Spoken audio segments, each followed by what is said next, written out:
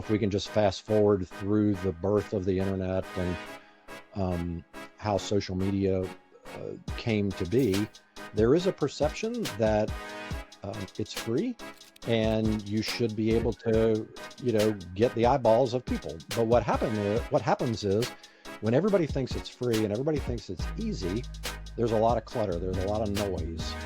A lot of these social platforms are now publicly traded. They encourage pay to play instead of free exposure.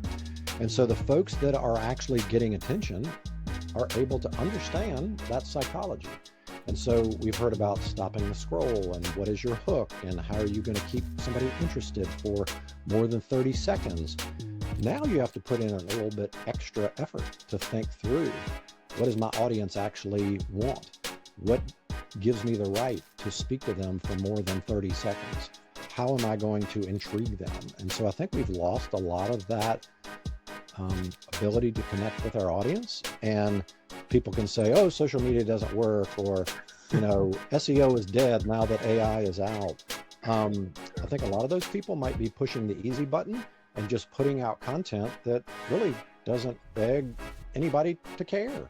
Like, who wants to read all of this stuff that really doesn't mean anything? And so I think when you have a point of view and you are clear on that and you know exactly who can benefit from your product or service, you shouldn't be afraid to communicate that. And those are the brands that are getting attention.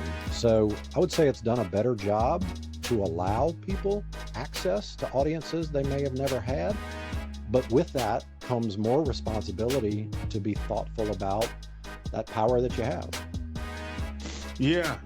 I always say the internet has pros and cons, but it's also a blessing for people that are willing to go about it the right way and not abuse it. Absolutely. Yeah, exactly. So if people wanted to get in touch with you and follow you online, where would they go to?